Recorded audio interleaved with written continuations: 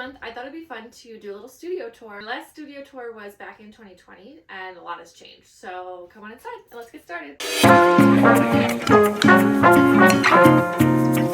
So my studio is located in a room off my house. My garage is that way. Nice to kind of keep it separate from the rest of the house. I can kind of escape in here when I need to, and it's a lot safer. The littles can't come out here without a grown-up. So sometimes I let them out here to play and while I work if I'm doing something that's safe.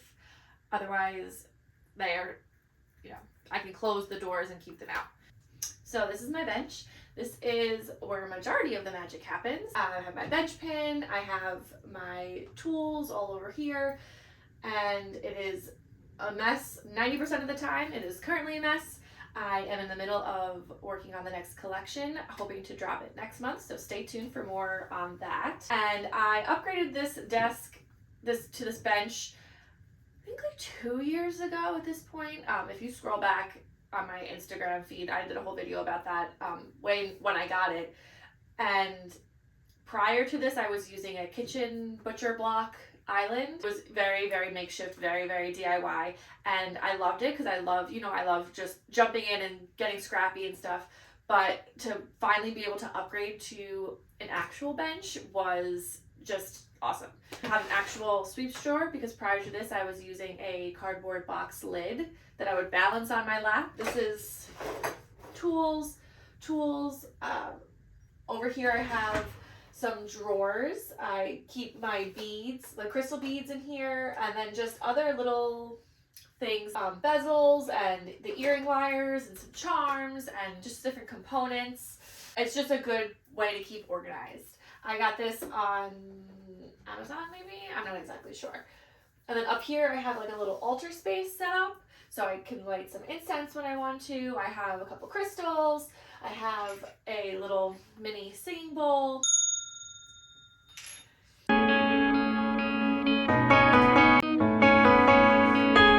It's super important to me to have the walls of the space and just like the little decor items inspire me and keep me feeling like this is my own space. Postcards from national parks that I've been to. My aunt painted this for me, and she's a gem. It has some moon decor, which if we've been around here long enough, the moon and me, we're like that. I love having some pictures around that inspire me, just my friends and family, my babies, and some artwork that I've made over the years. I have a pencil drawing and some art that you'll see when we move over to this side. So in this corner of the studio is my soldering space and pickling and just kind of the more dangerous parts of jewelry making. This is my soldering bench. So this is the kitchen island that used to be my regular main bench, and I would do everything on it. So I would do the soldering, cutting, sanding, filing, everything on this one bench. But now I love having its own separate space. I would have to move this tray every time I wanted to solder things, and I couldn't solder. It was a lot more work to do. So now having its own setup and space just works so much better. My cookie sheet to protect my bench. I have just all the tools that I would need over here. My torches, don't forget my safety stuff, my mask, and my fire extinguishers down here. Pickle pot. I met someone on Threads maybe 2 years ago who was getting rid of her electroforming stuff, so she so kindly sent it to me, and I experimented a little bit with it. It's a fun process. It's kind of like magic because you can add copper to pieces that the copper just kind of grows on, and so that's really fun. I haven't done it so long. I need to get back into it. Would you guys like to see copper jewelry from ANBE Designs? Let me know. I keep my hammers down here. And these bins just have other soldering supplies and all the electroforming stuff. My vise, I'm looking to upgrade, but right now this baby gets the job done. This is my newest addition to the studio. I put up a privacy screen finally. It's only been 8 years. Love it because it makes the studio rainbow. I don't know if you can see it on the camera, but it when the sun comes in here, the whole studio becomes a rainbow. And how fun, right? And also now I don't feel like I'm on display as much, especially at nighttime. This room is brightly lit, and if I'm in here working at night, I feel like I don't know what's going on out there, who's watching, you know, a little creepy. So this makes me feel a lot better. Down here I just have storage. I have just some books, a million bajillion journals. I'm a huge black Moleskine sketchbook journal girl. My go-to is save them all from all the various projects that I do over the years. I have this bin. This is kind of like shipping. I have some jewelry books, and then in here is just shipping and fair stuff. So business cards, pair cards. I keep boxes in here. Recycled bubble wrap to wrap all your treasures so they get to you in one piece. And down here is the, oh, you can see it. Can you see the rainbow? And the mailers that they got out. These two are just random stuff. The room and the studio is not temperature controlled, so in the summer it's very hot, and in the winter it can get very cold in here. So I have a fan and a heater over here to kind of make it workable out here when the temperature is not ideal. So this side of the studio is kind of the not jewelry side.